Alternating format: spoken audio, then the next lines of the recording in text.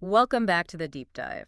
You're here, I imagine, because you want to get right to the heart of ideas, really understand them, but without, feeling totally overwhelmed. Absolutely. And Hmm? today we're looking at something pretty profound, actually. Yeah, this idea that maybe, just maybe, the answers you're looking for aren't out there somewhere, Mhm. but are actually already inside you, like right here. It's a powerful concept. We're drawing from a source called Eju today, which roughly translates to whispers of secrets. Whispers of secrets, I like that. Yeah, and it basically puts forward this idea that we each have this kind of built-in guidance system. Like an internal compass. Exactly, an internal compass, That something makes that sense. can, well, potentially lead us toward clarity, inspiration, Yeah. that sort of thing. Okay, so our mission then for this deep dive is to really explore how this source, Whispers of Secrets, suggests we can actually use it, how we can tune in. Right, because it's a compelling thought, isn't it? Definitely. That the clarity we often chase after could be, I don't know, as close as our own feelings. It really makes you think about how often we do the opposite, though. When we hit a wall or have a big question, What's the first thing we do? we look outwards, ask friends, dive into books, search online. The source actually touches on this very human habit.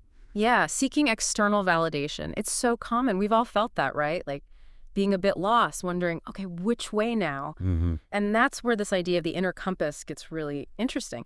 The text talks about it not as some, mystical voice booming commands, No, not at all. but more as a personal source of strength Yeah, and direction, yeah. especially when making decisions. And the source brings up the example of Ella, who's described as a medium, which is a really insightful angle. Yeah, because you'd think someone like that is all about external messages, right? Exactly. But she apparently described feeling this emptiness almost until she had this realization What was that? that the answers she was hunting for externally were actually rooted deep inside her, in her own being. Wow, so that shift for her, moving away from waiting for something outside. Yeah, from waiting for instructions. You're actually listening inwards. That's huge. It kind of makes you stop and think, doesn't it? Have I ever felt that? That little ping of inner knowing before making a choice that felt right. That's a really good question for everyone listening to consider. And the source goes on to describe what this inner voice is like. Okay. And it's probably not what you'd first imagine. It's not loud, not demanding specific things. So what is it then? It's described more as a subtle feeling, like warmth or joy, almost like an internal smile, An internal smile. I like that visual. It's gentle. very gentle. And Ella, in the source, she actually gave her inner guides a name, Oh, yeah. What was it? Akunyar, which translates to team of love. Team of love. Yeah, and the text suggests that just giving it that name, that label, it kind of changed her perspective. It helped her feel more connected, maybe more comfortable with it. That makes sense, like acknowledging it. Exactly. And it's interesting how this guidance can show up in really practical ways, too. There's this little story in the text. Go on.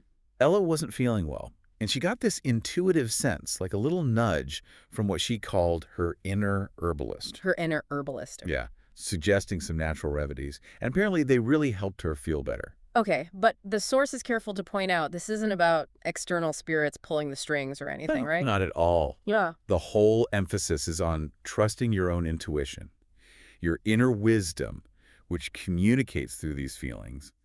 Love, warmth, that joy we mentioned. Right, that feeling. Have you ever felt that kind of warm nudge guiding you? It leads us right to the big question, doesn't it? How do you actually do this? How Yes. can you start tapping into that inner voice? Okay, yeah, the practical side. The source, using Ella's experiences as a guide, lays out a few practical first steps you could try. All right, let's break them down. Step 1. Sounds like it's about giving your compass a name. That's the first suggestion, yeah. Ella used Team of Love, but the text mentions you could use something like My Stars or, well, anything that resonates. Why, though? What does naming it do? The idea seems to be it creates a sense of comfort, maybe makes it feel less abstract, more like a friendly internal companion you can relate to, personalizing it. Okay, personalize your intuition. Got it. What's step 2? Step 2 is about identifying things that genuinely bring you joy. Simple things. Like what?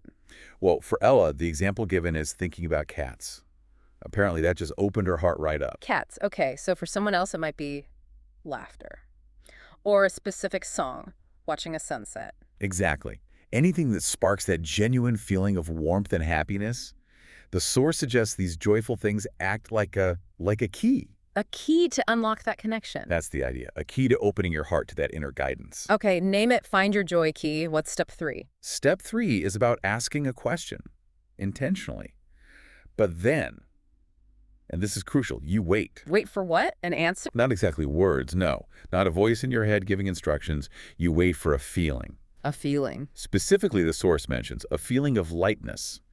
Ella apparently asked what's next and just felt this warmth. That was the answer. Just a feeling. Have you ever tried that? Just sitting with a question and noticing the subtle shifts inside. It's a different way of listening, for sure. And this is where people might get tripped up, I think. How so? Expecting, maybe, a detailed plan. The source is pretty clear. The inner compass doesn't usually work like that. It's not giving step-by-step directions. Right. No roadmap. No, it communicates through those feelings, the joy, the lightness, not a GPS route for your life. That's actually a really important distinction. And the text mentions Ella herself realized something related to this. Yeah, she apparently took a pause from always asking, like constantly seeking guidance. Like being the student who always has their hand up. Kind of. Oh. And in that quiet space, that pause, she had this realization that everything she truly needed, Well, it was already there. it was already within her. She didn't need to constantly ask for it.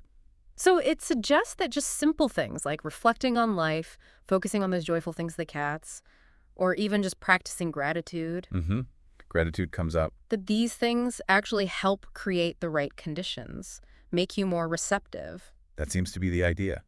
Creating an inner environment where that guidance can be felt more easily. There's another powerful bit described, Ella feeling kind of heavy or down. Right. But then she just affirmed, like, I love this world, and suddenly felt this inner lightness return. Yeah, it connects back to that feeling, doesn't it? That underlying sense of trust, maybe, that things will work out, that the day can be good. It really prompts the question then, what does bring you joy? Like, genuinely, it's worth really thinking about that for yourself. Absolutely. And building on that, the source actually suggests a really direct, simple exercise you could try. Like right now. Okay, what is it? Just take a moment. Brief pause. Bring something warm to mind your pet, maybe, or a friend, a good memory. Got it. Yeah. Something warm. And then just silently, internally, say something like, yes, my stars, I am open. Or use whatever name you chose earlier. Team of love, I am open. Okay, and then what? Just notice. Notice any feeling that arises. The text suggests that if a little feeling of lightness comes up, Yeah. that's it. That's your compass responding gently. Wow. So it's not presented as some complex mystical ritual. Not at all. It's framed much more as, well, simply self-trust. Trusting that inner part of you.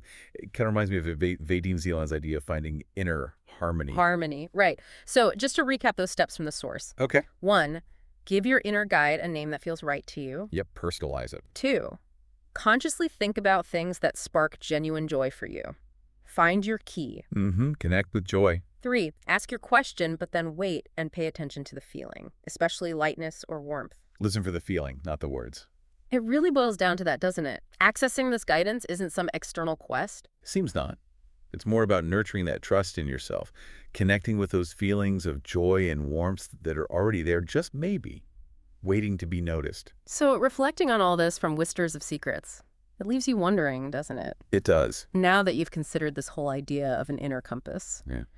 what questions does that raise for you about how you make decisions now, how you look for clarity? Yeah, what might actually change, if you started to consciously practice this? Yeah. This kind of inner listening more often, what could shift?